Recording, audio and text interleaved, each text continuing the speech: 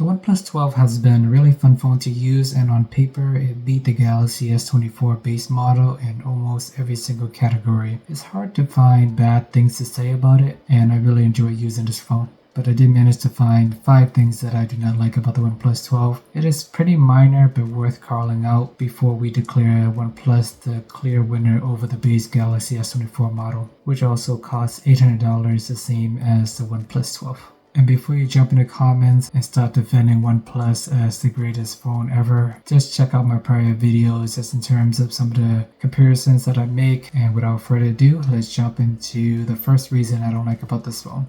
It only has IP65 water resistant compared to the IP68 on the Galaxy S24. In theory, it doesn't really make that much of a difference. It is technically splash proof, which is fine. I don't find myself diving into the pool or doing anything like that for long periods of time that I would need 5 meters up to 30 minutes. But just having that extra protection, you never know when you drop it in the toilet or in the ocean or swim in the pool somewhere. The S24 does offer a little bit more buffer there just in terms of water resistance. OnePlus 12 is also lacking a desktop mode, which is not the end of the world. I like that Samsung have Samsung DeX.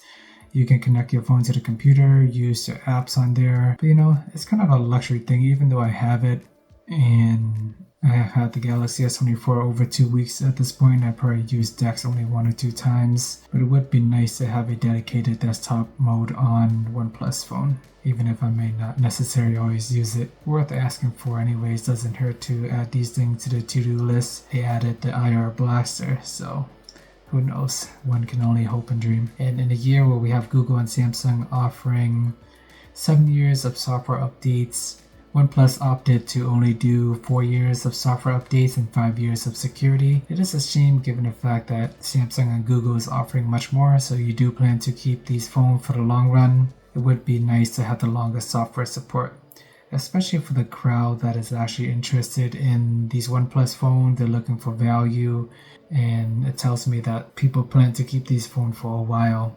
So it would have been nice to have the longest software support. People who buy the Ultra models, a super expensive premium phone, $1,000 or more, in theory, those people have money, or at least willing to spend the money, regardless if they have it or not, on the newest, latest, and greatest. They're willing to buy the Galaxy Z Fold and all those experimental phones. Those people are going to buy the top-of-the-line phones regardless, but the OnePlus target people who is very value-specific.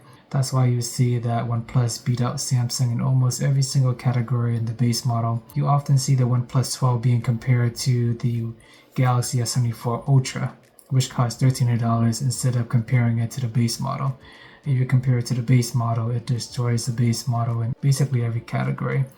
And it is going toe-to-toe with Samsung's highest end model that costs $500 more. But long story short, even though it does have a lot of value in this phone, it would have been nice to have the longer software support that Google and Samsung is offering on the Android side.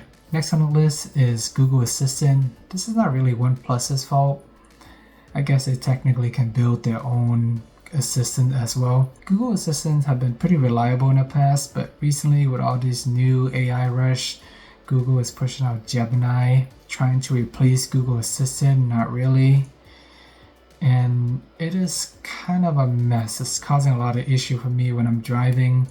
I have my GPS on. In the past, they have this Google Assistant button. I can just press it and use it the way I normally would. So as I was driving, I was trying to text my wife, give her an update. I went to pick something up for her, and it just wouldn't send the text. It just kept on spinning. There's no feedback or anything like that. Text Pamela secured merchandise.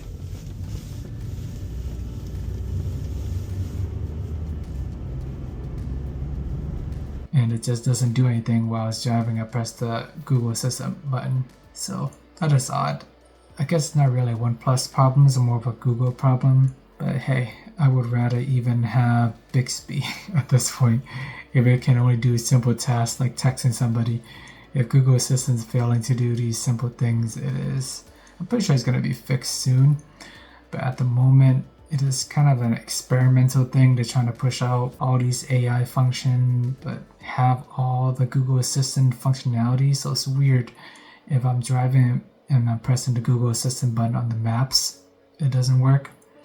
And if I go to the home screen and I press the mic button, it would just do a Google search. It will show me a search results. Text Pam secure the merchandise. So that's confusing. It's not really clear where and when you can use Google Assistant. And even when you hold this button on the side, the power button, it will launch up Gemini. So everything is all over the place at the moment. I'm pretty sure Google is going to get it ironed out. But it is extremely odd and frustrating.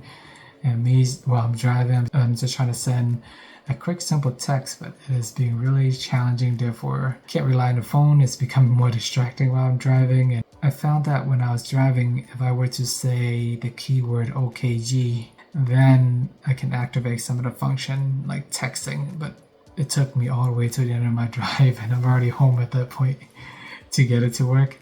So little things like that. Google Assistant is currently a mess. I'm not suggesting OnePlus should make up their own assistant like Samsung does, but I'm pretty sure it's going to get better with future software updates. And the fifth thing that I wish OnePlus had is the mini version of this phone. I know they have the OnePlus R, which is technically the cheaper version, even though the OnePlus 12 is already a great deal. The R is an even better deal, targeting the mid-range price. But it's still a relatively large phone. I know mini phones are a lost art. Even Apple got rid of their iPhone 12 mini, and the mini phones are not in the lineup any longer. But I personally still prefer the mini phone, or at least phones around the 6-inch range. The Galaxy S24 is so much easier to use with one hand, taken in and out of the pocket. I don't have to worry about slipping. I don't have to worry about tilting the screen too much and moving my finger up and down. Smaller screen is just easier to use. I don't have to worry about switching to one-handed mode because I can do everything in one hand. So little things like that just makes life easier with a smaller phone. So it would have been nice to have the mini version of the OnePlus 12. Alrighty, there you have it. Those are the 5 reasons that I don't like about the OnePlus 12, but overall it is an excellent phone. I have a lot of fun using it. There's a lot of good things I can say about it. The fast charging speed, the fast phone itself, the great camera, the great processor. It has more RAMs, more storage, and basically destroyed the Galaxy S24 base model in all those categories. But there are still these 5 things that are currently lingering out there that is hindering it from even further greatness. Just want to give a quick shout out to my partner Mint Mobile. Currently, they offer a 5G plan for as low as $15 a month. You do have to buy 3 months up front, but overall it is a great deal, so make sure to check them out. Link in the description below. Alright guys, let me know if there's anything else you want me to cover about the OnePlus 12, any question, any specific things you want me to go into more detail on. Please check out my 48 hours review on this phone if you haven't already. Remember to like and subscribe, and see you guys in the next video.